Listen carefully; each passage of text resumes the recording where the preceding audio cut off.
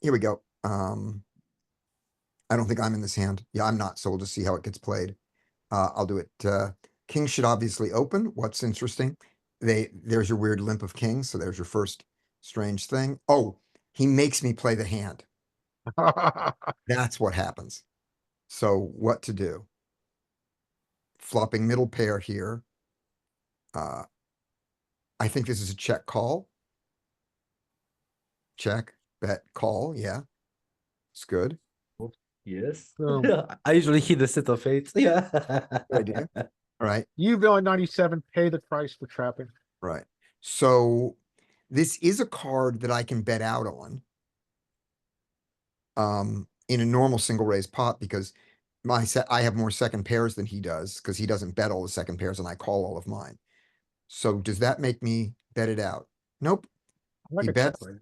I'm going to check raise him. Sure. I'm going to check raise now. Yeah, I'm going to check raise now. He calls. Fucking good. What a horrible. Ouch. Why do we play this game? How do we play this? All right. So I still have the best. I still have the best hand, except that the flush came in, and he does have flushes here. So what do I do? Bro, he has a full I house. check. I check, and he jams. I was going to call a normal size bet. Do I ever fold here? So, yeah. So, I- yeah. Oh my Oh God, my I fucking did. god. You Oh did. my God, I did.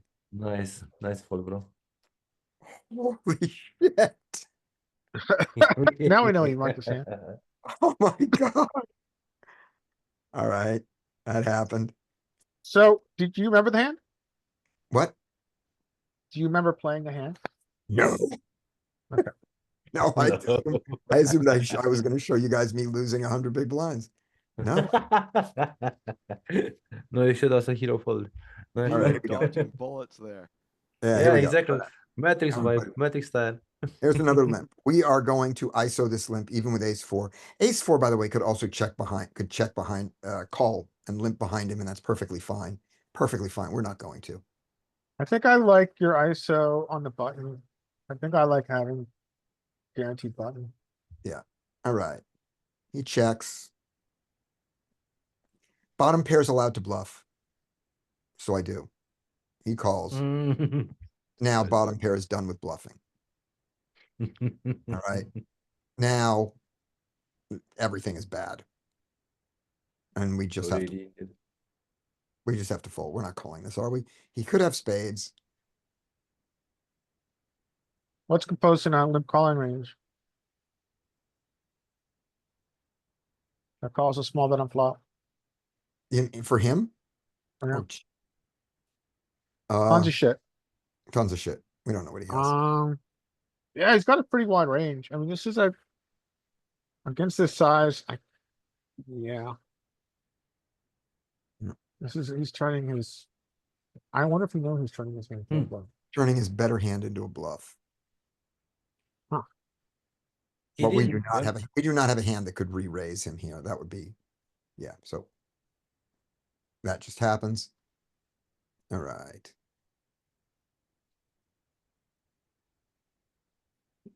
Here we go. Somebody's gonna make us play this hand too, or something, or there's a limp. Another limp. There we go. So we're obviously not doing anything interesting here. They're making us play interestingly.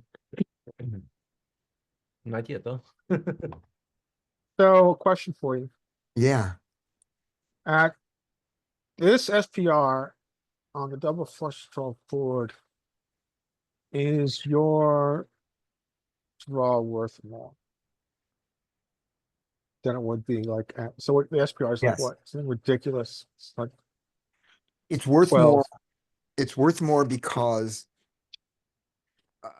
if you compare it to the pot, I'm not getting the right pot odds, but my implied pot odds are just off the roof. Yeah. So your implied odds are a lot bigger, I think, here Yeah. with an SPR 12 than normally. Right. would be.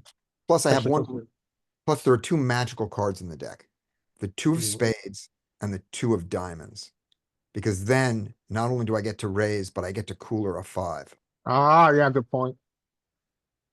So Yeah, it's good point. that. I mean, I think that's magical. Yeah. Yeah. Seven from heaven. No, deuce, Or deuce deuce, is yeah. loose. This Well, is what's this, that? but it didn't go in. All right, now. We're not gonna turn this into a bluff, are we? Bang, 20 We have bites. near the nut low. We only have a bluff. Yeah, we only have a bluff raise here. We have the nut low pretty much. Yeah, we do. We do. But I don't do it. What, let's see what it worked. Didn't pull the trigger. Did not pull the trigger. And it Right. might have. It might have. There's your typical limp of the Jack King that we see all the time. Yeah. He bets with a heart. It seems highly courageous, this bet, bro. So who's raising here? I would. Okay, Bogdan's raising. We know that Setabs is raising here. Good old setups. Anybody Maybe else catching? stop coming because he went bust still because he was raising it all the time. him? Yeah. So he bet two streets, the tiny bit into two people, right? Yeah. I don't find a raise here to this size. Yeah. I mean, He's got so, enough left. He does have enough left for the raise to work, though. yeah. I Well, are 'cause we you raised before. are you unblocking bluffs and are you in any way blocking value? I don't have a heart. I can't do it. Yeah, I I have to think have a we, heart. That's it. I need yeah, I need a 5 or 6 of hearts to do it. I think the way to think about it is, I think that's a very simple way to put it. If you have a heart, maybe you go for it, but I Right. don't think And I have it's, something else really bad. Okay, I have a club. well, and so also you're blocking busted stuff. Yeah, You're- my club is really bad. you're bluffing hearts when you have a heart because that's one less heart for them to have. Is that Exactly. logic? That's exactly what it is, Derek. Okay. And if it was the king of hearts, even better because that says that he can't have the You're nut flush. blocking the nut flush. Yeah. So it's not likely, but if you have the king of hearts and he has the queen, jack of hearts, and you bet big enough and he's enough of a nit, he might fold it, but he's never, ever, ever, ever, ever folding the king deuce of hearts. So that's good. Mm-hmm. All right. I am going to pass it over. Have fun, you guys. I am going to go out to Good a luck, Scotty. Michelin star restaurant in Barcelona. Oh, Nice. sounds Have a great. good evening. Yeah. What's your plan for Oh, next have- week, enjoy. Scotty? Okay. I want a next full week, report I'll- on I'll let you I know. want a full report on this restaurant.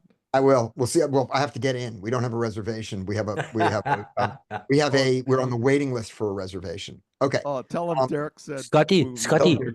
before you go, Scotty, here's something before you go, bro. Some years ago, I went inside a Lamborghini shop in Rome and told them that I was highly confused and conflicted between the McLaren and Ferrari. Okay, and wanted to buy my first supercar. I told them that I hit a huge jackpot, at a casino, and I want to buy my first supercar. I was Yeah. dressed really casually, right?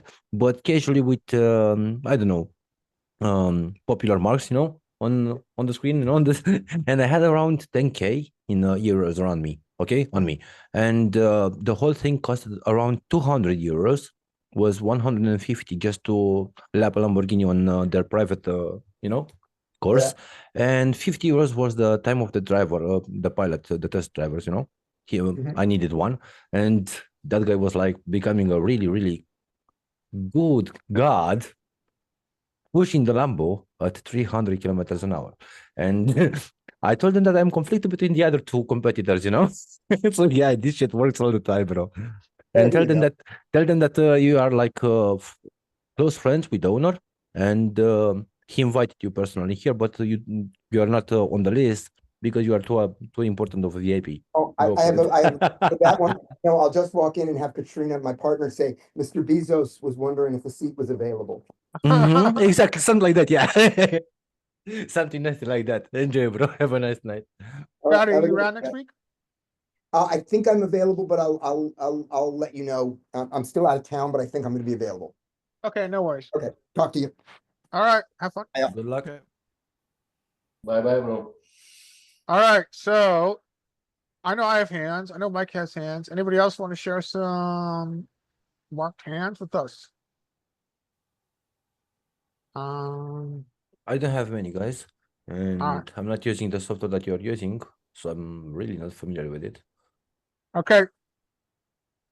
Mike, I'm gonna think of a number between 1 and 10. It's gonna be either above 5 or below 5. Pick. Do you want me to say a number? Yeah, say a number. 7. That's actually the number I was thinking of, so you go first. Oh, nice.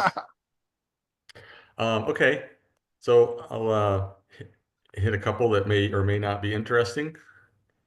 Here we go. This is Ignition NL100, and we have a 7 here. We're going to raise that every time. We get a flat from the low jack from a player that has been playing relatively well.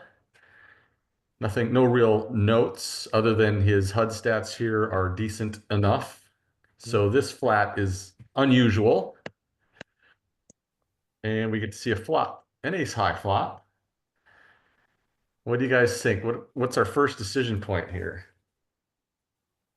I think we saw, like in the trainer, you do check a lot, out of position, these early positions. Any thought to c-betting or checking? I like a check. I like a check. I think, obviously our kicker's got issues. I would check mostly. I'm curious if anybody else would bet here. I don't think this is good enough to bet out of position. I think it's a straight position. Yeah, so no arguments for c-betting here. Yeah, I check. I would check pretty much range. If I had aces here, I would check. What about ace king? Everything? Yeah, everything. Yep. Okay. Yeah. So I'm the only so they one check thinking about behind. raising it a little bit. I'm the only one thinking about a small raise here. Like, I don't know, 20% of the pot. Too blind in there. Do you mean yeah, I think do you mean c-bet, Bog? Yeah, let's see, bet. Yeah, that's what we're discussing. You like a c-bet here? Yeah, I would. But it feels like I'm the only one with like one. Everyone else was like, oh, I'll check this without I mean, I any like other ace. checking. Yeah, I like checking. Let's see what he does. And let's not. I mean, we don't know what his range. This is really, as you said, in theory, there should not be any flats in there. Right. And I think when So- somebody flat this early like this against an under the gun raise, this is not 6-handed. This looks like 8-handed at this time. So it should be, these are 2 strong ranges, and these ranges are going to consist of the pairs and suited aces, big aces. It's rarely going to have, an offsuit ace in here that's not going to 3-bet.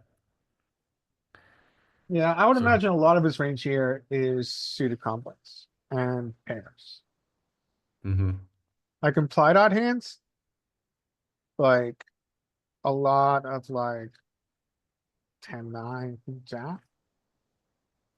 Pairs above 4s to like 1s probably. So they check behind, and we get that turn. And now, do we start going for value? Or do we kind of continue our check line? Because our kick, like you said, Larry, I think we have kicker issues. Yeah.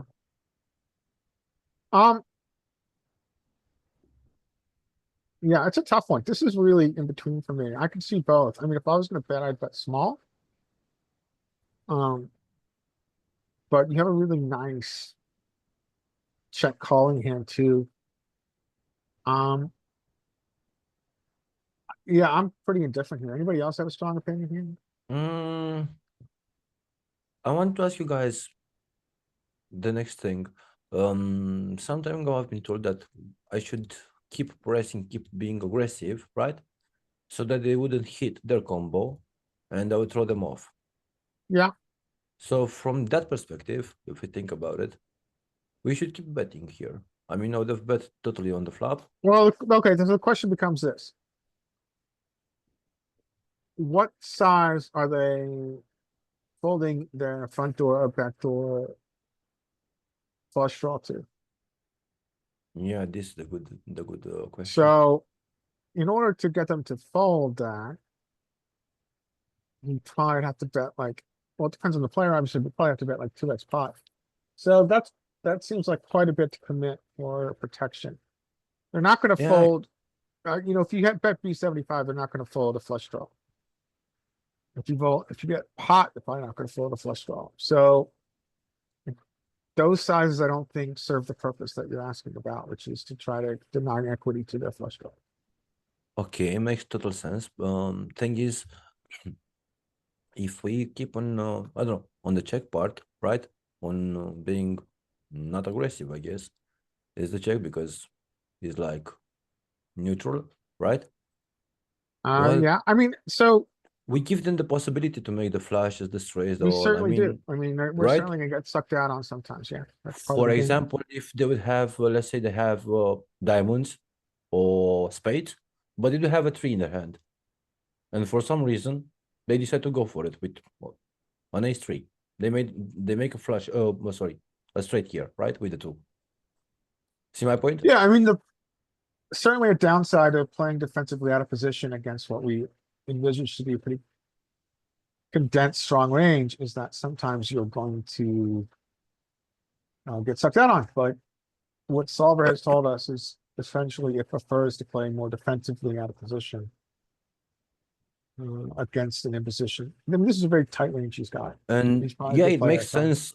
Yeah, Larry, but it makes sense against players that are like, I don't know, passive and you know, Yeah, not sure. jumping into the action. Not I like mean, me, yeah, not like value you betting guys. here is fine too, right? And if we value bet, we're getting value from And then turn sevens here, I through would jacks. Lots of totally worse overbet. pairs we're getting value from. I think betting here is fine too.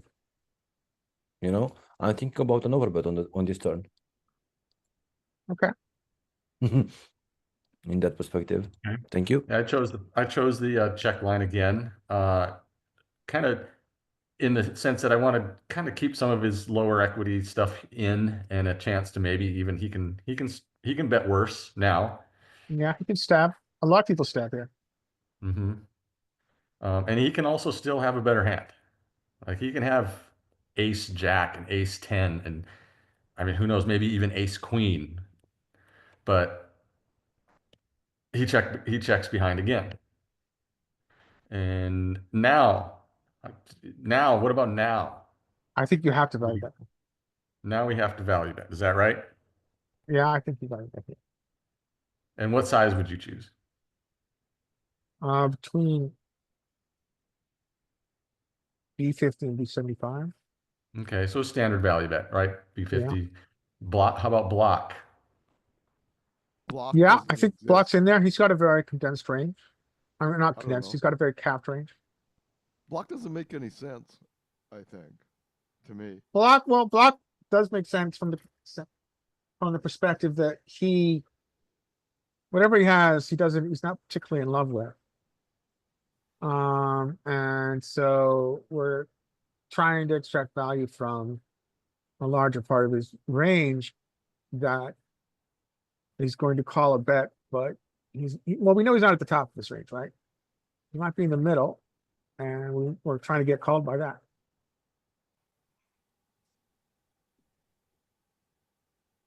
Yeah, I chose to check again, and he had pocket tens. Yeah, that makes sense. So Yeah, he's a good that was player. Now, questions, guys. Do you think he would have paid us with any sort of a bet with tens in his hand? Sure. Yeah, he Sure, would have. yeah. I think he Like, would have been size sensitive. I think he calls a normal size like B60. I think he calls B60 there. Well, maybe not. Maybe with the Jack River he might find folds, but he would have called on the flop or the turn probably, and that's about as far as we would have gotten. Yeah, he's a good and player. He's I'm thinking his making, range though. We got to remember we got to think in ranges. I mean, sure, if we knew he had exactly 10-10, we would play this hand differently. However, he still contains hands that can beat us or that can bluff, that can also bluff. totally, yes. Totally agree with you. I'm yeah, surprised I though how think he you're, decided to play the tens, by the way. I'm really surprised. I mean, I'd have kept betting huge. well, he's got a marginal hand that he wants to get the showdown. So he doesn't necessarily want to turn his his hand into a bluff. I mean, one play he could make on turn is a big bet. And then with plans to check back river. See, what You're, makes some you're sense talking also. about villain. Villain, Yeah, Hmm. I'm talking about how you how would have played the tens from his position. Yeah, I think you both played it fine. I think you need to go for that for value on river. I think that I think his hand is like his range is gonna decompose a lot of what he has, which is marginal showdown. We want to extract that. I agree, and I don't think he's going to protect a better hand. I don't think he's checking back better hands on the turn. Yeah. Like if he has Oh, pair then or you, better ace. yes. He's not, once he checks back turn, you've got the best hand, who knows, 75%, 80% of the time, maybe 90%. Yeah, So that you're definitely in value region, definitely. yeah, that was a miss. Sweet, Queens, low jack, small 3-bet from a player. I do remember this player. This player's really loose and aggressive, like seemed like a good loose aggressive player. This seemed out of place. This The 8 sizing big seems blind out of 3-bet. place. Yeah, it was out of place for him. Like Yeah. he seemed to be 3-betting normal sizings. This was unusual. So then when you see the smaller sizing from what you perceive as a good player, what conclusions are you coming to? How does this affect his range? I didn't know. Like I didn't know what this meant. I didn't know if this means he's weaker or if this means he's stronger. I had no idea. So But he CG had talks about this a generally lot. been up to this point like a very aggressive type player. So CG who streams, 1K during the day, 1K and now, he said that it's becoming more and more common for the rigs to use unusual 3-bet sizers because they want to throw a wrinkle in against studied players who know exactly how to play against like 12 bigs here.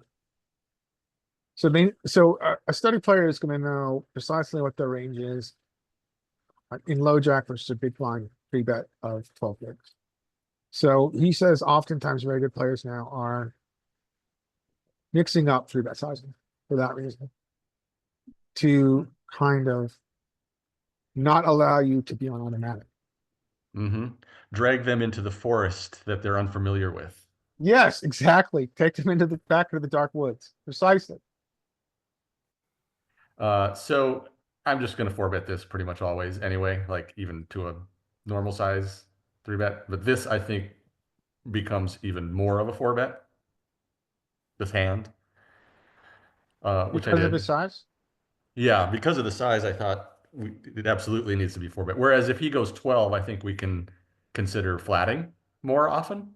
What do you think? Am I off base there?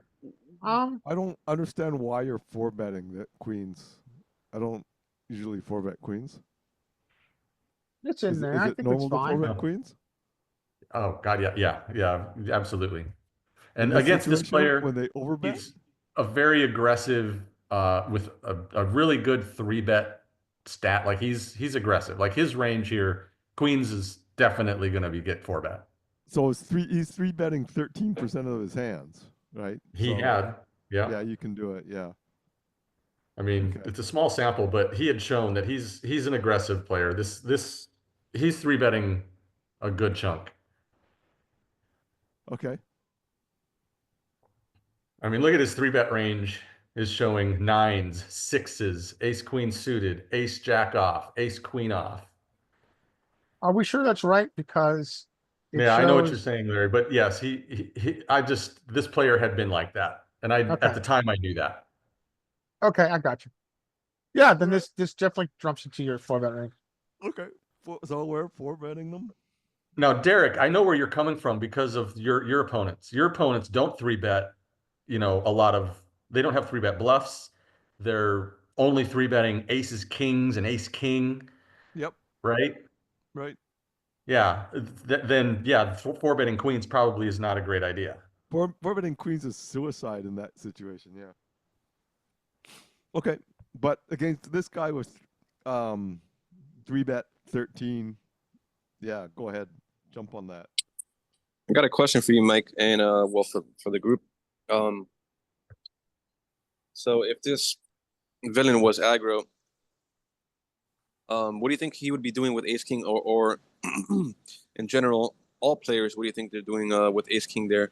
Do you think they're mostly jamming because of your stack size, or they're just calling to see a flop, hoping to hit an ace or a king? What are your thoughts on that? I mean, Ace King is getting 3-bet like a ton. So, yeah, I mean, it's mixing, yeah. Oh, sorry, you're not, UTG. Does Bitcoin have flats with ace king in GTO Wizard against this early position? Yes. Guys, I want to ask you something. What does F2ST stands for in those Front door flush draw problem? What are we asking? that Oh, F2? fold to steal. Fold to steal. Ah, okay, nice. And ST steal in this case. Yeah. Yeah. Okay. So we Thank you did so 3-bet, Alright, well, 4-bet, right? or we 4-bet, and they flat. Okay. So they don't have aces. Ugh, Like, but you are now they have gonna a 5-bet? proclaimed 4-bet range, so, Would they 5-bet kings? Probably, eh? yeah, Y- I think so. Yeah. So they probably don't have aces and they don't have kings. But they might have ace king. I think, yeah, so I think in theory. You get C-bets here, but it just sucks. So this Yeah, I absolutely think you're hit your right. I range. think in theory, this is going to get a very high frequency small C-bet. Yeah, but this hand, it really sucks with this hand. So, Anything put your SPR to right in the of 1. Right? I Rather mean, than I would SPR mix 2. here, but generally, I think. Yeah, I generally I think I'd mix. You're gonna get you're gonna get C-bets here though, but this is just shit spot. Yeah, I went for the small 20 B25. You know, They called. what do you mean? All right, now you're kind of in hell. Check. It's- Now it seems like an Yeah. easy check back now. Yeah, I agree. Yeah, let's check that back. We just want to get the showdown. Yeah, Yeah, and which we get to showdown here if I just check. yeah, I mean, I don't think you turn queens into a bluff here. You're still beating jacks, tens, Yeah, I'm checking. nines. So Let's see his not. Oh, he Yeah. has ace king. Oh. Yeah. But yeah, pre-flop was a question. So like Derek, like you're saying, like you were questioning the 4-bet. I was pretty happy with the 4-bet considering his size and then his frequency of his 3-bets. Yep. No, I can get behind the 3-bet in this situation. Definitely. And then the next decision was the C-bet. And then the rest was easy, obviously. Yeah, yeah. Okay, one more than Larry. Yeah. Ace 6, suited ace. We get flatted by the small blind, who's been pretty tight and aggressive when he plays. And we get that. Yuck. Yeah, that's pretty yucky. Anybody just folding right now? No, bro, I'm not. Yeah, right. Okay, good. Because I was considering it, but I was like, God, we can't fold top pair, can we? We You beat can't. ace You five. literally can't. So we Come did on. call. And now two other spades. Nice. Dangerous queen, though. And we get up, we pick up equity in the worst possible way. Oh my He fucking can- god. Continues his pot-sized donking. Uncle man. Well, Now that we picked up, now, okay, let's say if that was the queen of clubs, I would be folding. well, do we get a stack when the flush comes in? Or does Do we? Full House win? Right? Yeah, exactly. That's the problem. So here's my biggest decision, I think.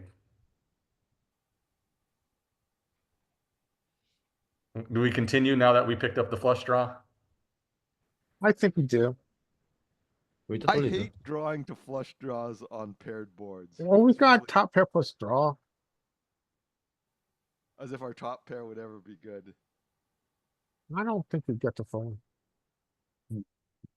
I didn't.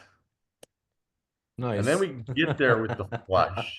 Hmm. We get there with the nut flush. He's gonna make so much money. And then he continues. So. First question, do you beat value?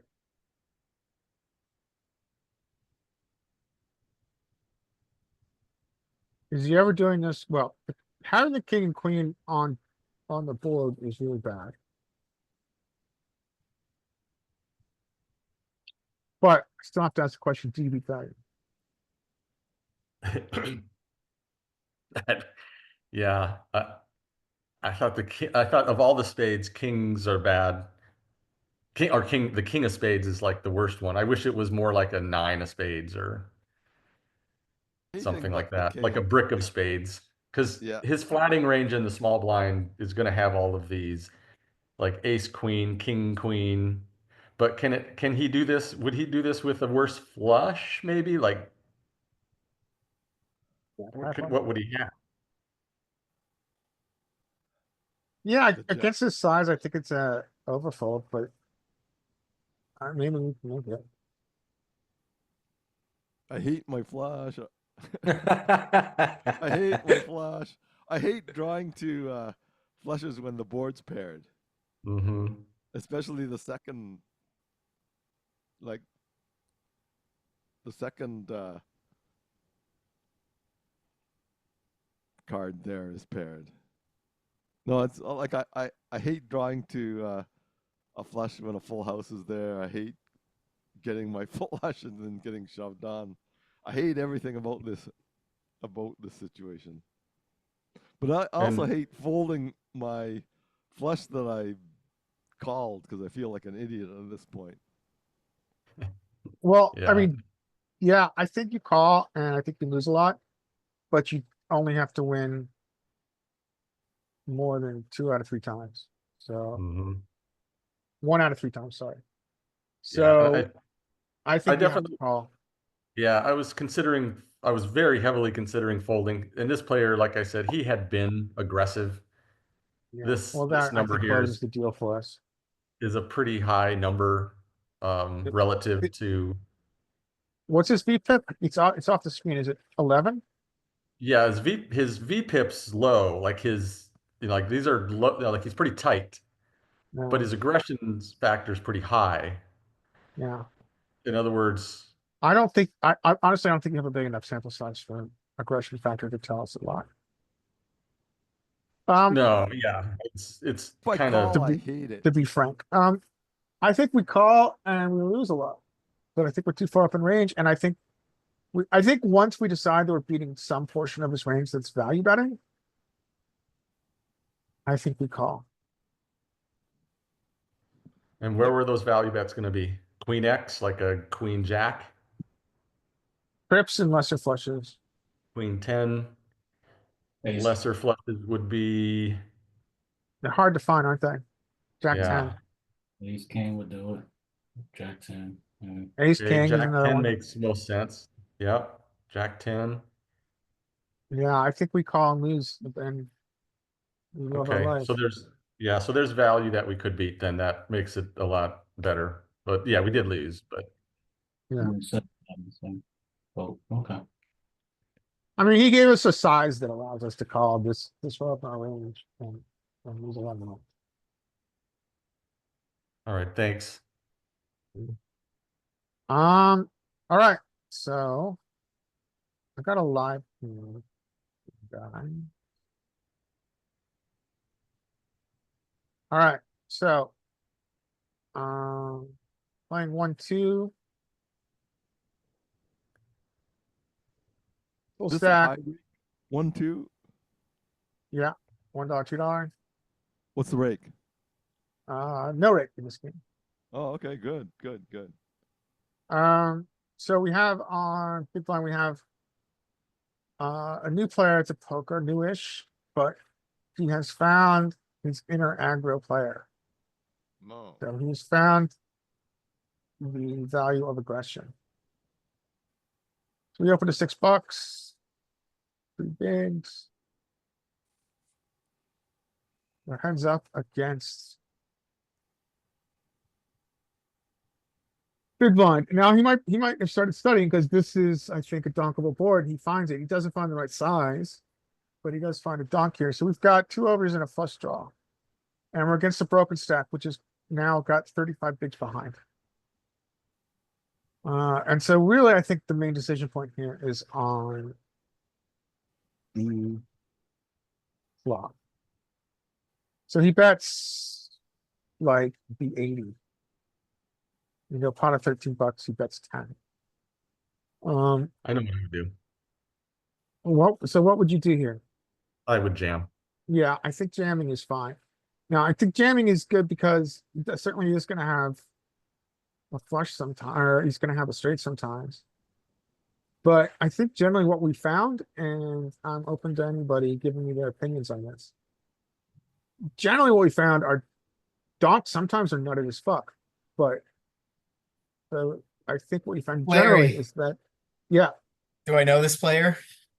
you do. I think if you jam, given your image, it's a really good jam.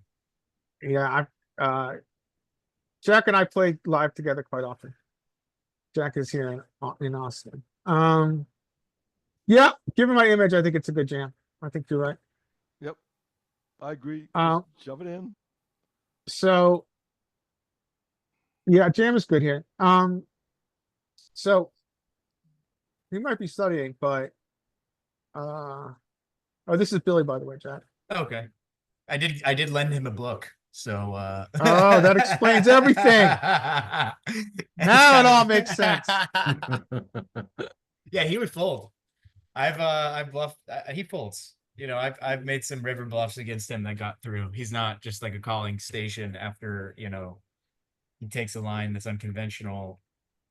He's not necessarily never gonna fold. Yeah, this is unconventional in the sense the size is too good. Jack I think has, there are some inside donks on info. this in theory on this flop, but I don't think he's gone that deep in the GTO where there's know where the donks are coming from. But yeah, I think shoving is fine Sorry, guys. against a broken stack here. What do you guys? Anybody else have an opinion?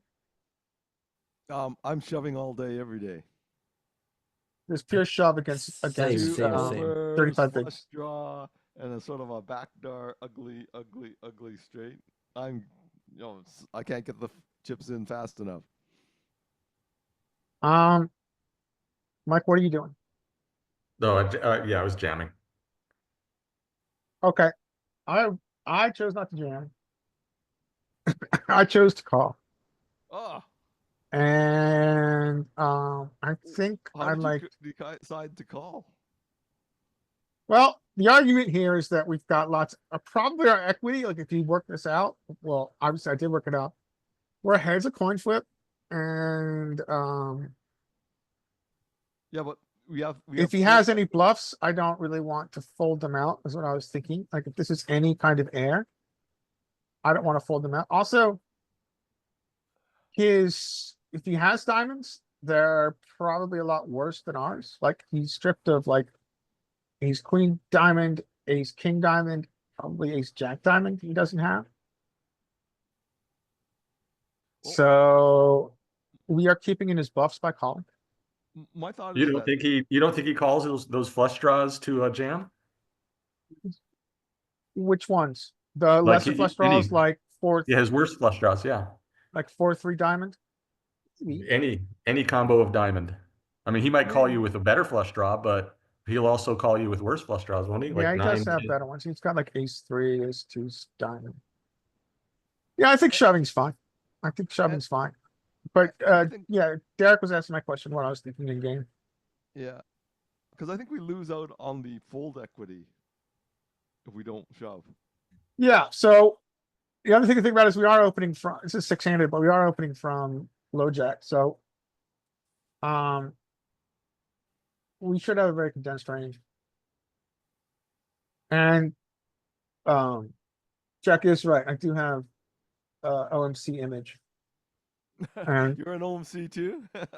I am definitely an OMC. And so so, an OMC shoving is terrifying. yeah, so I think a I shove were make to use work. of I like a that. shove here.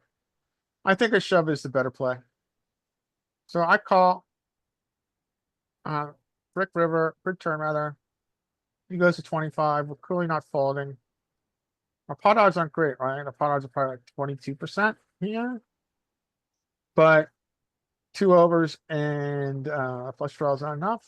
And then this ace comes and he shoves and I folded and he showed his 10-7. Woohoo! Huh. So What book is it that he's reading? yeah. Not a good one. Not a Is good that the one. Phil It's- Hellmuth? Is that the Phil it's- Hellmuth book with eagles and lions and tigers? it's close. It's Harrington and Hold'em Cash Games, Volume 1. I think that's a very good book for a beginner. Yeah, absolutely. That's why I gave it to him. I have that book. So Yeah. So I like the shove here. I think the shove is a good play. Against this broken stack, 35 bigs. I think shove is fine. I mean, he's using kind of a ridiculous sizing here, and I mean, it's a mistake. He's dunking into an uncapped range. This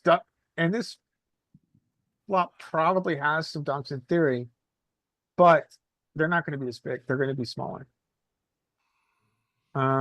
Because what you're saying when you dunk here is that I've got the nuts, bitch. And I think you're going to check back too much. So I am going to make it small. So you have to call with the larger part of your range. It's never going to use this size because it doesn't want to fold out. Your nut advantage doesn't want to fold out. If you're big blind, you have nut advantage. You don't want to fold out his range. So yeah, I think a dunk is a better player. I'm sorry, I think a shove is a better player. I like it. All right. Let's look at some online hands. This one is a mistake, probably. Here we go. So, limp pot. 4 players. This kind of like, I think is an example of anybody can have anything here, right? The problem with limp pots is that ranges are so wide, you just really can't construct a range of your opponent in their head. So I'm going to check this hand. I'm not going to dunk it here 4 ways in the hand I'm forced to play, as Scotty put it before. But now we have 2 pair, but 2s are out there. What are you guys doing here? I think I'm betting. I don't imagine anybody limping a deuce pre-flop other than deuce deuce, which is only one combo. So I think that we have the best hand here a majority of the time. I'm betting. Okay, so I'm not going to raise here because in a 4-way limp pot where ranges are very wide, I don't think we can exclude deuces too much from people's hands. Yeah, I mean, I don't know there. You'll find out if there's a deuce out there though. I just think your hand is really vulnerable. The bet is tiny, and I don't think you want to go. You don't want to maintain like a multi-way here. I would raise, You would but raise, what size would you use? 5. I'd probably just go like 5. Yeah, I think that's a good way to do this. I think can we almost describe your imposition raises to see where you're at, bet? No, we're betting for value. Not necessarily see where you're at because I mean the original better here. He can call you with flush draws and 3x and a worse like Yeah. a king X that you're beating and Yeah, he's got, yeah, you're right. I think you have a good point. I might be respecting multi-way the pot a little bit too much here. So, we now have kings over twos. Pot is 6 bigs. He goes 5x pot. 5x pot. I don't think you can raise. And we can't fold, right? No. Yeah, we're gonna pay I think twos. you're just chopping. Let's call and move. Yeah. And this is Yes, the, yes, the I like queen. this hand, not because we got sucked down on, but because I think it's an example of the dangers of the pots. When you have paired boards. It's just like everybody has everything. That's a mantra that you can follow when you play Mhm. bomb pots. Oh, yeah. Oh my Do fucking any of you god, have he had it experience too. playing bomb pots? Say it again. Do any of you have experience playing bomb pots or advice for playing bomb pots? Yeah. Here in Austin, we play usually a PLO double board bomb pot. Every orbit, or even more often sometimes. Wow. So, That's a yeah, lot. those are make or break hands for the session often. Stacks are going in, but yeah, I mean, so it becomes a game of the nuts. Not to nothing. So what do you think? Go back to the turn, or go back to the river before he bets. Here, Okay, so it's a $6 pot. I mean, is there any argument to just folding because you're chopping so often and losing to everything, to when he has a deuce? Or would he ever do this, if he thinks his pocket nines or pocket fours are good or something?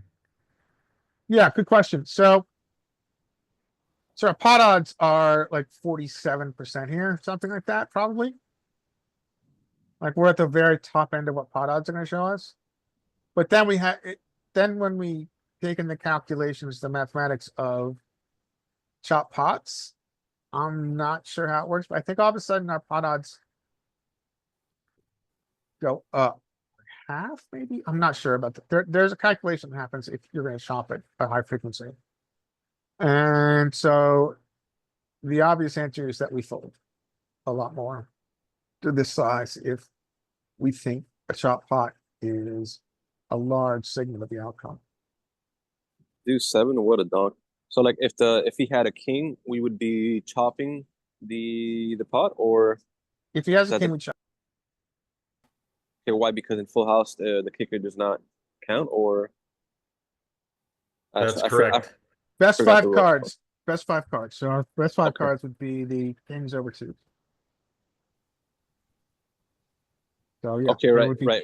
We would each have kings with 3 deuces. Actually, we'd have technically twos over king. Right. The 4, yeah. Okay. So yeah, Alright. so we both would chop, we would use our king and create a full house. So yeah, I mean, you have a really good point, Mike, in that split, I mean, not split pot, well, split pot theory is similar, but chop pot here, all of a sudden our pot odd calculation is supposed to change. And we can overfold at some frequency. I'm not sure the math. though. So, all right, maybe I have. Does anybody else have hands, or is it only me and Mike right now? All right, what are you guys doing here?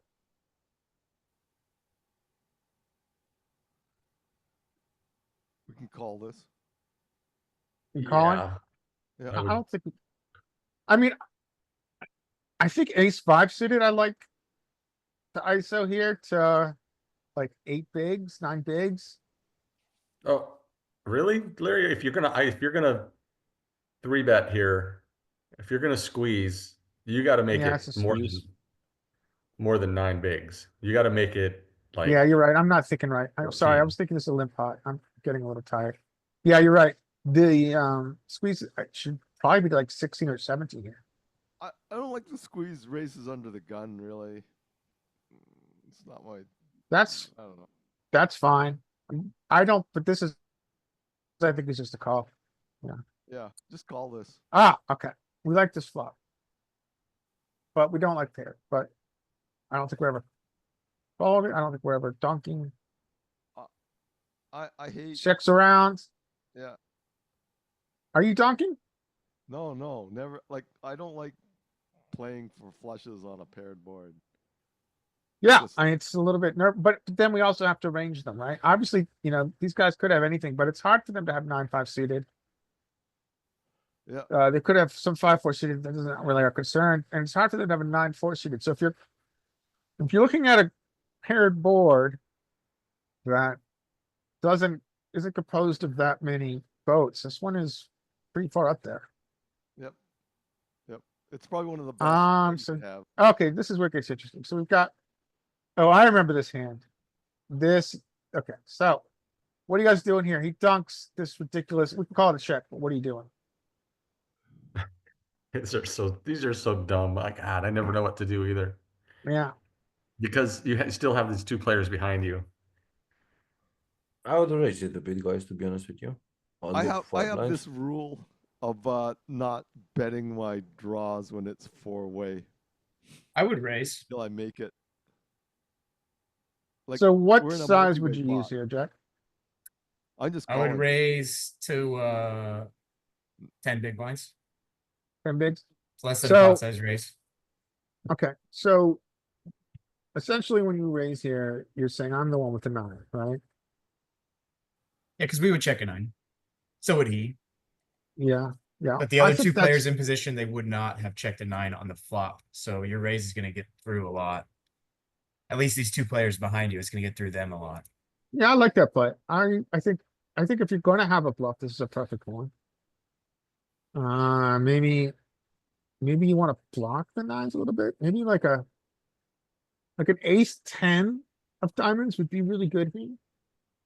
Or maybe an ace True. 8 of diamonds, something do around it- blocking around the 9. I guess I was just considering the additional equity from the gut shot to the wheel. So that's why I like this one. Oh, that's a good point, yeah. Yeah, I like a raise. I think it's a good play. I did not do that, but I think it's a good play. Hmm. Got a pot here. And, okay, now what are you guys doing? Now we just flat, I think. And we get All there. right. Now it becomes interesting. Paired board. Hard to find what votes? We have 5s, we have 4s, and we have 3s. So we've got 3 combos of 5s, 2 combos of 4s, 2 combos of 3s, right? Am I doing my math, Uh-huh. my combinatorics Yeah. right? And quads. And quads, right? So we have like 10 combos, which are better than ours here. But that also means that 5s and 4s would have had to play quite trappy. So he goes for half pot here, and we got 2 people behind. What are you guys doing? I'd raise it, guys. So I think a You know, I'd raise be is like fine. pot and bet. You know, 45 plus. Okay, yeah, I think it's fine. It's the cutoff that we're kind of worried about. Yeah, cutoffs,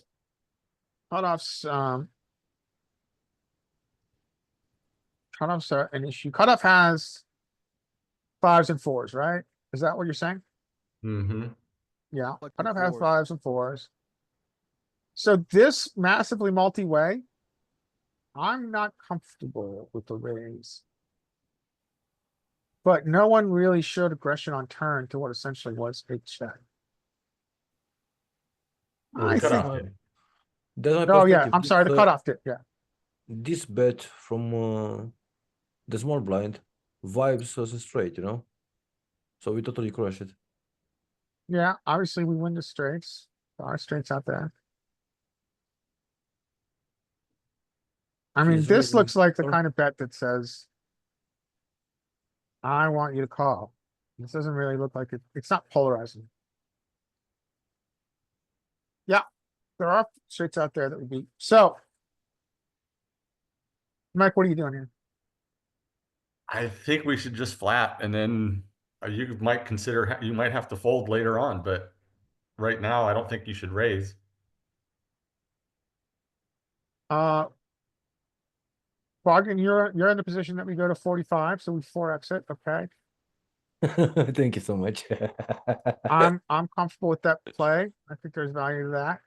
Bro, This they is could pretty have like close. smaller flash draws, you know. I mean, I earlier played $1 mystery bounty royale, and I had a flash with 8-6. I was hoping that he doesn't have a bigger flash, but he did ace-4. So yeah, shit happens, you know.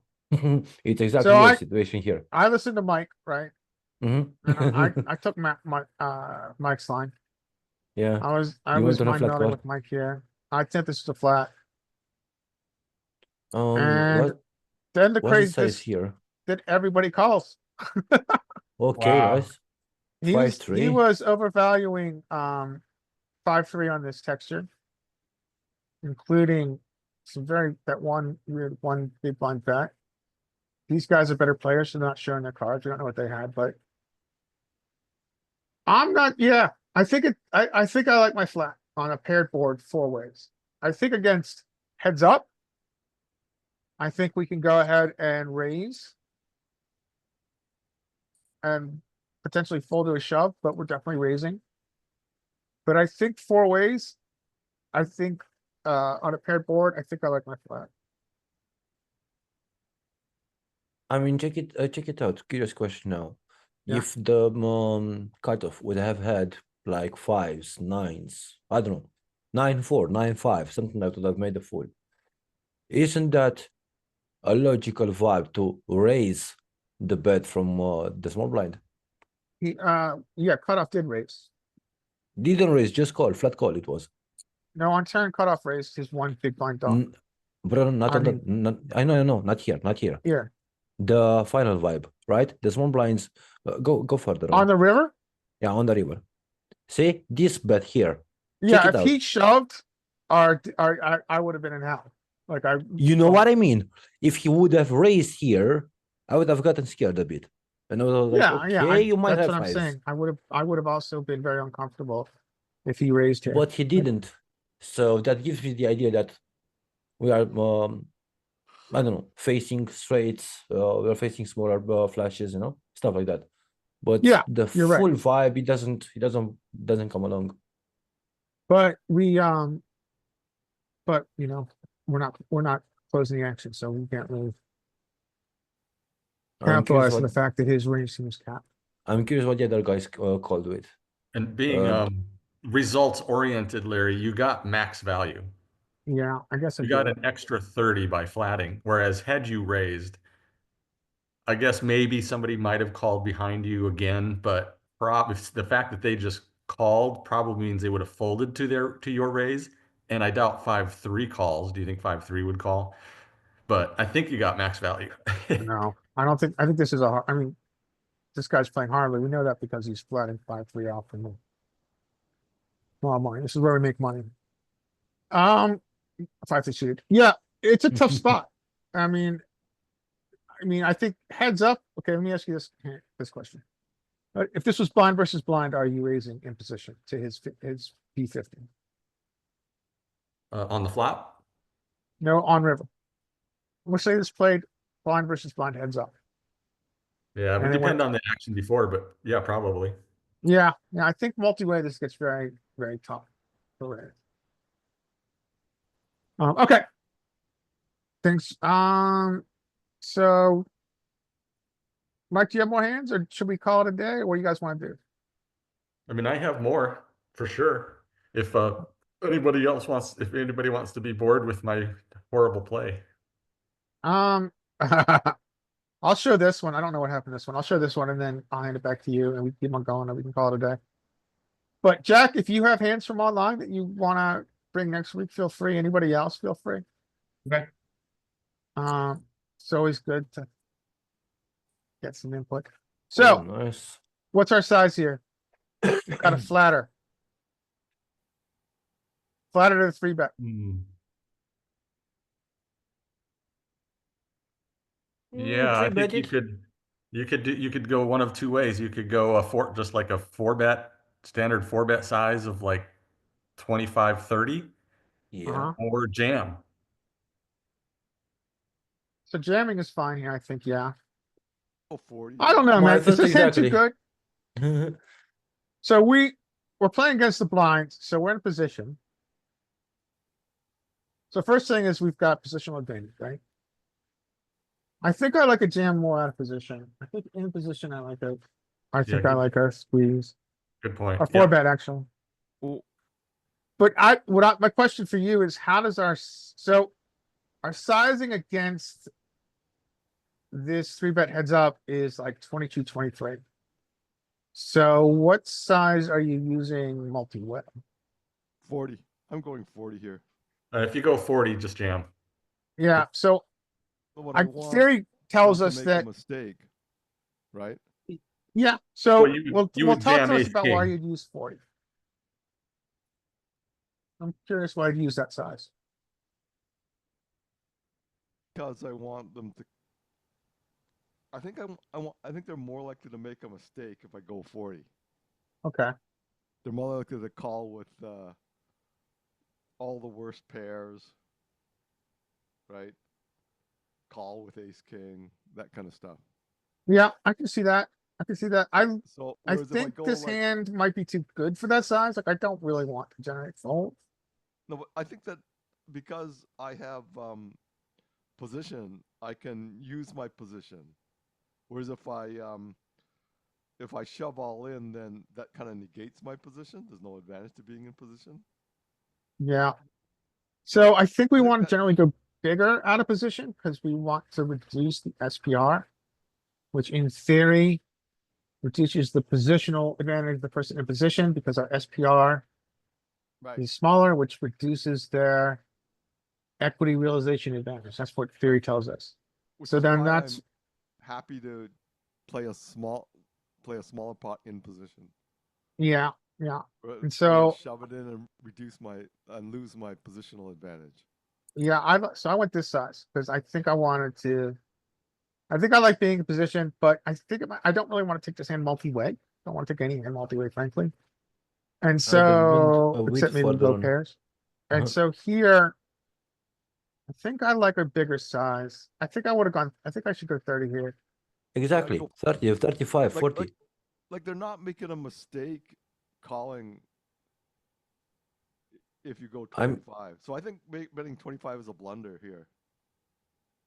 So theory tells us that once we commit over 33% or 30% of our stack, we might as well shove because we're pot committed. Right, but they don't know that. Okay. So Right, that's why you're so- going bigger because they don't know that. So they're going to make the mistake of putting in more money than this shove. Yeah. All right. Because I think that shoving forces them to play well. So I have a counterpoint in that shoving kings here. Like people always, and I'm putting, you see my air quotes, put you on ace. They put you on ace king, and they overcall like pretty significantly to a shove, and Yeah, kings I like work that. great against that. Whereas Yeah, same- aces, same whereas idea. aces, you can do a smaller size 3-bet and not need protection. You know, king still has to worry about flopping an ace, turning an ace, whatever. But Yeah. So an ace comes. So I'm going to lose to an ace across 5 cards 30% of the time. So Yeah, but I want them in terror, guys. That's my idea with a bigger raise, you know? When I go 40, they're already scared, but they're committed, so they're gonna pay it. So 40 also becomes a very awkward situation on flop. So 40 would give us a pot of 120 and I would have 60 behind. Both of them call, which may happen, but okay. I could see the argument for 40. You So- could go 40 and then just shove any non-ace board. Yeah, well, at that point, I think you're pretty much committed. Well, Mhm. both of them call, you're definitely committed even if you're come. Mhm. Maybe you can, I don't think you can, that SPR. Yeah, I like a bigger size here. I think you got, I don't know if you guys have sold me on 40. Cause I don't really want to generate folds. But I see your point that they're gonna overcall and be a bit oblivious to the sizing with the hands that they like. It's not about overfolding, making them to fold, but about keeping them scared, you know? That's it, nothing else. Okay, You keep them well, scared, you keep them in tension. And when well, I'd they're like like to keep that, their ranges wider with the second best you hand know, in the game, but I see your they're point. gonna be like making mistakes. What would you do with ace king, Larry? I'd go bigger. I've got a 30, 35, Why wouldn't you jam? because I'm in position. And I think I don't want to give all my positional advantage.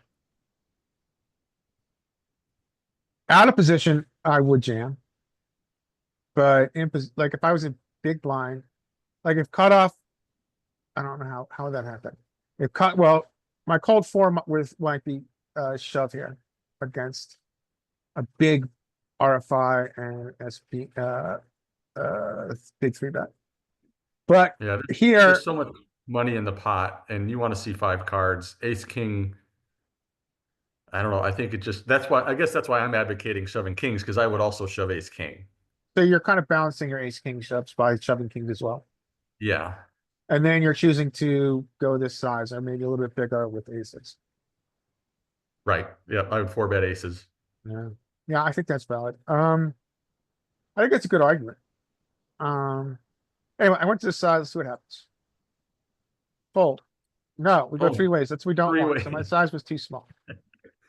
I should have gone bigger. But we like this flop. Let's see what happens. I don't remember what happened to this hand. All right. So SPR of 1. This looks like a 2-street game to me all day. What are you guys doing here? I gotta tell you, I would just jam. Like I would just get it in, and they're gonna call with tens, jacks, queens. Guys, I have the exact kings that we have in the hand here. I mean, 1.50 to 150, the GG Masters. And I just got the kings, the exact kings we have here. No. Wild. You're So running good, here- Dan. I think my hand's too good to just shove. I think I like a 2-street game where I think I'm probably gonna bet small and shove. Let's see what happens. So I bet small-ish, not tiny. I'm giving the Walmart $9.99 pricing here. I think you could go B20, like 15, and be the same. Oh, this is what I remember this hand now. Yeah, so I'm giving a small sizing. I think this hand is too good to just turn into shoving. But probably might have been the same result. And this guy shoves, and we're obviously not going to fold. Yeah. And this is an argument for a small size. Yeah, but he's you think he's gonna fold to your shove? He I don't know. cold called that hand to a 3-bet. This guy's not folding an overpair. Yeah, you have a valid point. You have a good point. Especially with his 10 of clubs.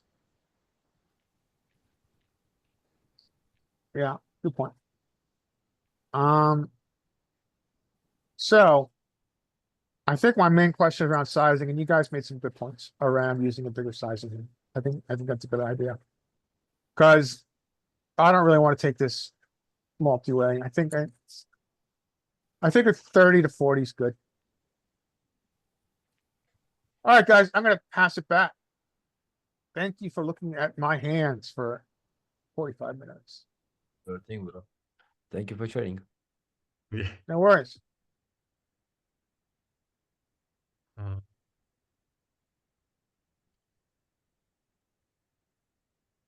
And again, if there's anybody else that has any hands, please let us know. Bring some to the table next time if you like. I always feel like I'm giving you guys too many hands or something, but so here we go. We got pocket Sometimes I think we're the 10. ones that just don't care about being embarrassed. Exactly. Yeah, exactly. So we pick hands. Like I couldn't give a fuck. So I'm gonna step away. I'll be back. So we raise 8-handed or 7-handed, I think. And we get a flat. Oh no, we get a 3-bet. Okay, we get a 3-bet. It's a small-ish 3-bet, so I think we can call pretty much all the time. I know that the charts will tell you that we can actually fold this to 3-bets to the GTO sizing, but we're not folding to the small size.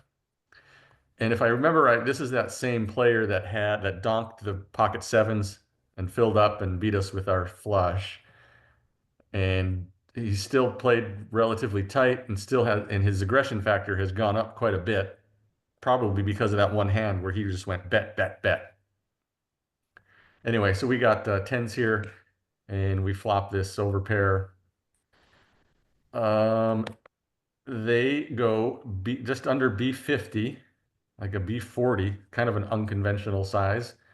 So this person may not be a reg or somebody who studies, sizing and all that good stuff. But anyway, he bets like a B40.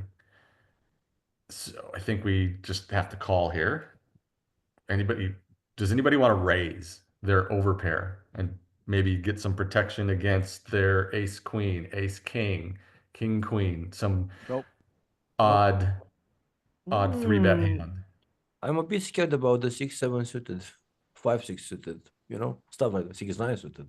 Sorry, Okay. Yeah. 6-8 suited gappers. I think Yeah, include the 6. that's definitely in range. Okay, sure. Yeah, So it's dangerous. Yeah, I would still call it, but call and cry, how Artura says it. So we did call, and we get that card. He bang. continues with a B50. This is basically a B50% right on the money. Yeah, kind of like that. Half pot. I think our tens are, just kind of gross. Yeah, this is the point where I would consider either fold, either jam. So folder jam Bogdan is your Yeah, yeah, yeah. no more calling. No more calling, bro. Vibes like a straight, vibes like a flash, vibes like stuff like that, and I'm like really uncomfortable with an overpair.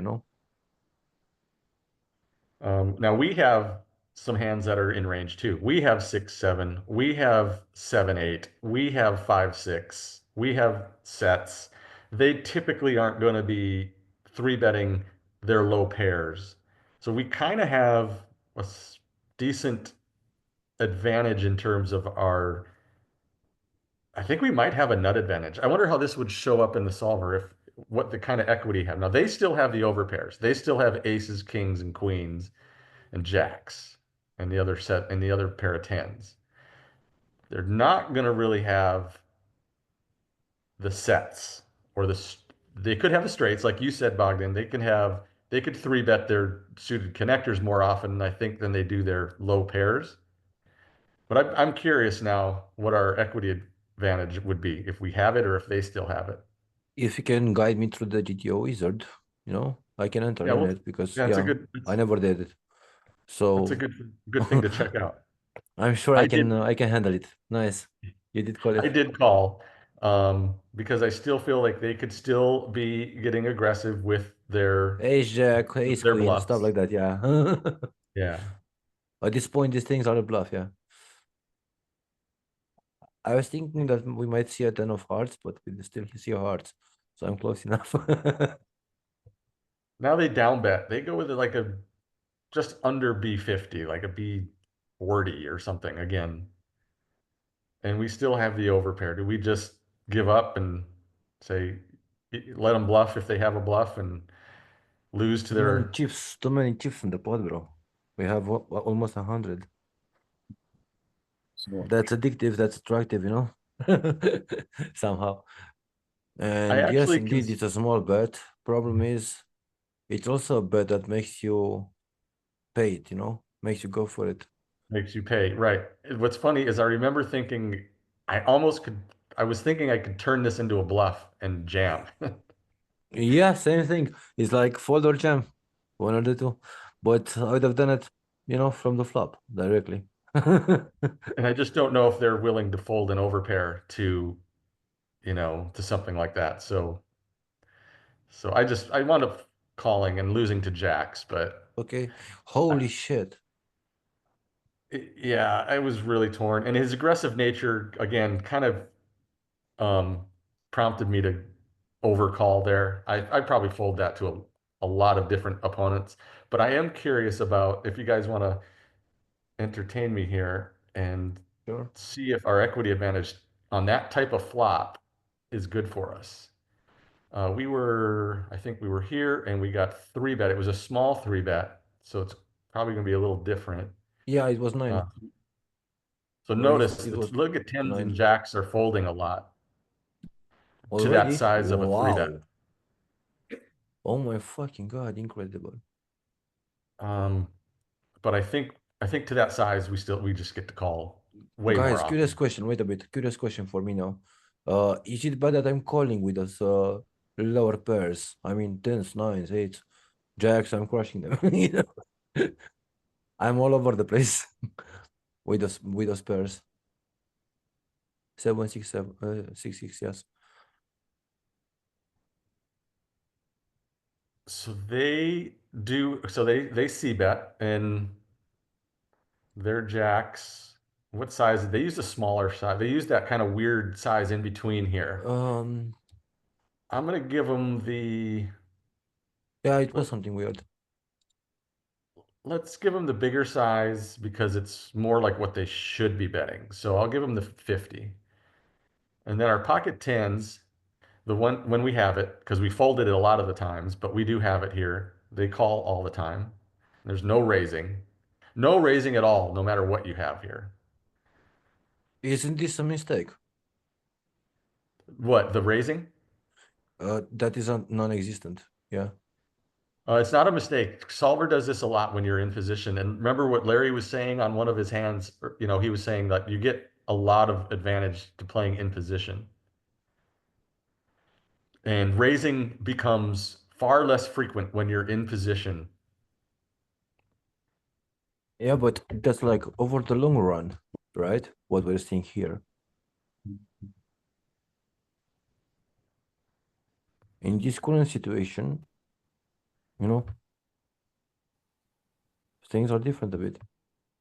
Yeah, yeah, when you're playing humans, right? Humans versus the solver. The Exactly. humans are gonna, yeah. Okay, so we called and they went with they went 50 B50s here, which is the recommended size in the solver. And when that card comes, their jacks still continue kind of like I think even some jacks. So you want to have something about the blockers here. But yeah, I don't know the difference why those combos of jacks wants to bet and the others all want to check. But he goes Yeah. he goes B50. And our tens are still an overpair. Let's see if they start to get shook. They do. The tens start to get like, okay, we're not happy about it anymore. Now, however, it does change the fact, like when we were under the gun or pre-flop, I mean, we were folding tens at a really good clip. Why aren't you changing height?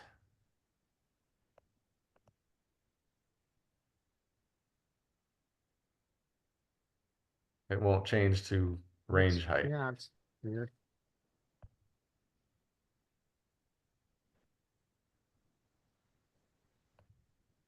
But we saw earlier when it came up, we were folding 70% of the time to that three bet. But the I three bet believe was it, yeah. only to a 9 big blind three bet. So I think because of that, we should be getting to this point when they bet and it tells us we're folding. I think we would call more often because the pot's going to be smaller, is my guess. But anyway, we did call. And then we got this card. You got what was it? 4 of hearts. And they went that sort of small size, which doesn't exist in the solver. Mhm. So But now our now, given tens, those pot odds, yeah, now they're giving us pot odds. They do just call. Larry, I was thinking I had said it out loud that I thought I could turn my tens into a bluff and see if they ever fold like an overpair. Because this board is just kind of like really super scary for an overpair. yeah, it's really good for imposition flat. And it looks like do we have any non-made hands that nah, it really doesn't do it. So what happens if you hit clear and then go to breakdown? Does it show any bluffs at all? A couple, but not very many. Yeah, there's nothing really going on. Well, those are all. Yeah, so if you go to like the city graph, it's called on the city, yeah, the Mhm. city graph at the top. Yeah, yeah. Well, kings, that's weird because it says essentially kings has very little equity against this line. Yeah.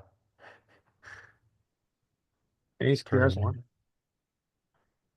But anyway, yeah, so I want call and lost the jacks, but it was funny. I wanted to see, oh, the breakdown. I wanted to see if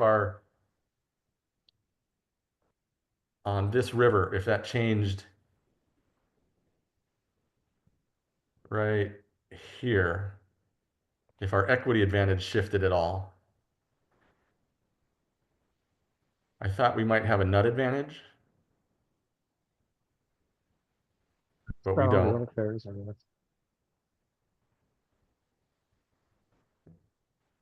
And turn. So we did shift the nut advantage on the turn. This whole bit up here. Yeah.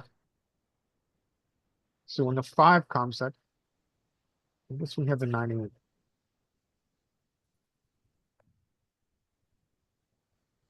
And I don't think we ever turned our tens into a bluff on the turn, did we? No, that was just, we were still folding. Yeah. Okay, that answers the question. It wasn't significant enough to be able to turn tens into a bluff here. They had jacks. Yippee. Bastard. Question: do you think they would have fold jacks on the flop with the shove? If we shoved, Yeah, I highly doubt it. the jacks. Yeah, I Let's see. highly doubt. They 3-bet, we flat, and now we shove? Yeah, now in this point, bang, huge shove. What would we do that with though? Sixes, sevens, stuff like that. Only those things, obviously. But once in a lifetime, we can totally grab those. I mean, Yeah, when if the I pair of had jacks, sixes I would. visits me. Yeah, if I had jacks over here, if I was this guy and had jacks and I faced a shove, I would not be happy. I would not risk You know them. what I mean? It puts you in a really awkward position. Bogdan, I think you become our what was his name, Larry? Cedric? The set abs. Deadhabs was a regular member of this study group, and he was very aggressive. Yeah, And well, he would advocate things like you were doing. I mean, it is a gameplay, right? It is one strategy. Oh, And sometimes sure. it's working. Yeah. Jack has a hand. I'll finish this one and then we'll send it over to Jack. Yeah, Jack, So we either way, you can share your screen, or if you want one, either Mike and I can put it up and you can walk us through it. Yeah, I don't mind. Whichever, I don't mind sharing my whichever you screen. prefer. Okay. Okay, so we get this little min raise here from the small blind. It's kind of a recreational. So don't know what to make of the little min raise from the small blind, but I'm gonna call this. Top pair. He goes B75 and we have kicker issues and probably equity issues. Anybody just folding right off the bat? Nah, we have topper. I mean, come on. Yeah, okay. Feels like that, you know. Big Little fold pot here. size bet. This feels like an easy fold now. Now, Mm. yes. I'm pretty sure I Very do. tricky. Yeah, I do. Yeah. So, and they had sixes, pocket Sixes. See what I mean, bro? See what I mean? What did you do to you? I was thinking he's having ace queen off, ace queen suited, and he's like super happy with the flop straight, you know. It's pretty hard to withstand that kind of pressure, though. I can't blame you at all. Yeah. Only and 3 overcards there. Must bet. It's crazy. All right. Thank you. Thank you. Okay, for that. Jack. I love it. Okay. I am trying to figure out how to share a screen right now. You have the green button, bro. Right in the middle Oh, there we of go. the reaction. Thank you. You're welcome. Are you guys can see it? One can. second. Yes, we can. Very awesome. Okay, so this is 1-2 at TCH Austin. I'm +1 with King Queen offsuit facing a limp, and I decide to just raise kind of big and isolate and play against this guy who I don't know. I haven't played much with him, but he seemed to be playing any 2 cards. So I went to $15, 7.5 big blinds. Okay, what's the rate? And Love then it. what's that? What's the rate? It's $12 an hour. It's a seat fee. Typically doesn't come off the table. You can pay up to 2 hours out of your stack at a time. Some players will do that. A lot of players don't. So the rake not that's coming off the great. table is pretty great. Yeah. That's a great rake. Yeah. And then the player next to act, he's a regular, bad regular, very tight passive. Like he would not 3-bet pocket jacks in this spot, for instance. He calls, and then it folds back to the limper who also calls.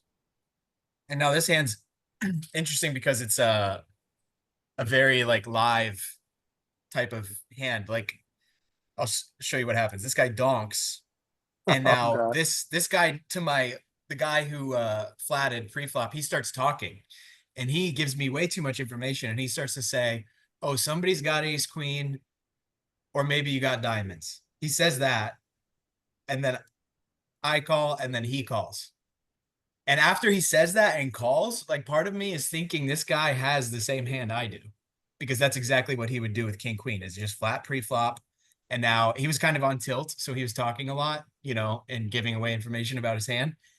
And so I started to think he might have a lot of king queen. And like I said, he's fairly tight. So board pairs, and this guy bets again, but now it's really small relative to the pot. He bets like a quarter pot or something. Bets $25. And at this point, I decided to raise. And I don't know about my sizing, but I go to 110. And this guy next act, he's tanking. Eventually folds, wants to hold on to his hand, and won't give it back to the dealer after he said he folds. Eventually, the dealer makes him give his hand back to the dealer before our under the gun limper calls. And then we get a clean river, but I'm unsure what to do here after he checks to me, because part of me is thinking now, even though the SPR is less than 1, we only get called by worse. So this is like the two, I guess, main inflection points on the hand are, you know, the turn raise, if it's good, how much we should have raised to, etc. And then also the river. Do we check it back, or should we be going all in? Ooh, I feel like I you hate can playing, get value from worse. Yeah, I think you can get value from a limp call range here that plays this line. I think so too. But in real time, I did just check it back, and I thought, because player 5 here, the guy who was talking a lot, I feel like because he had so much top pair in his range, given what had just happened, that I'm not sure that this guy's left with, you know, there aren't many queens left. And I feel like he's just always folding worse. He's always folding his nines to a jam. But that's what he ends up having. He just ends up having, I didn't see the exact combo, but he just has some raggedy hand with a 9 in it. And What this guy about- did have king queen. You didn't bet, No wonder it was tilted. bro. You didn't bet. You didn't bet on this I flop. did not bet. I did not bet on the Come river. on, So- brother. Come on. I mean, that's totally jammed that shit. You know. You missed I should have, everything. but I barely played with this guy, so I don't know if he's, flat calling. I don't know if he's, slow playing his trips or his boats or whatever. Like, a lot of 1-2 players would just be 3-betting the turn and getting it in. Because they can't help it. But I thought maybe, I've never played with this guy before, so Right. I Makes all thought the I was sense in the only world. getting called by better at that point, but I don't know if that's true. But I mean, with the added information that this guy probably, the guy who folded probably had a queen. Like with that Yeah, I see your information, it kind of puts us more so in the situation Oh where this my guy doesn't God. have much queens. Yeah. I don't know. So what size did he call? He called a pretty big imposition raise on turn, right? So his range is filtered. Yeah. I was thinking maybe he had I can understand checking back if you think his range is primarily called opposed to flush draws. You're not gonna have anything to call. But so this is like look at a 4x in position raise.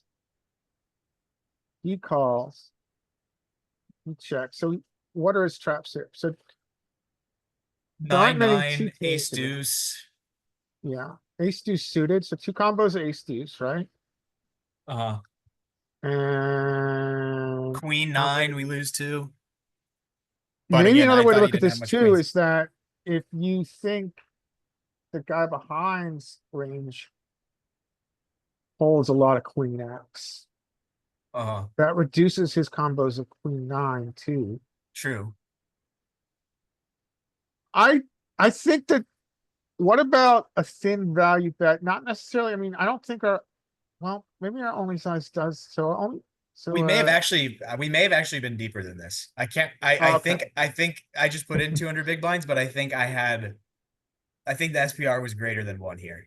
But Okay, I well, mean, if I think I would still be betting around this size if I was betting for value, about 2/3 a pot. yeah. Well, if Okay, your yeah, SPR was this- greater than 1, that changes it, right? Yeah, If you SPR. were, The way the SPR was to me, because it was basically a half pot, right? Like just over half pot. Yeah. Yeah, if it was more, then definitely I could see the check back being a little better there. But it was Yeah, I think seemed like a small bet. I think it was 1.5 or greater, the SPR. I So if don't your remember SPR what he is had in like his stack, but I 1.5 covered here, him. yeah, I could get behind a check back. I think Okay. if the SPR here, I think we probably need to value on him. But you know what? Yeah, I think, but at an SPR greater than 1, like 1.52, I like your check back. Okay. Oh, What do you think, Mike?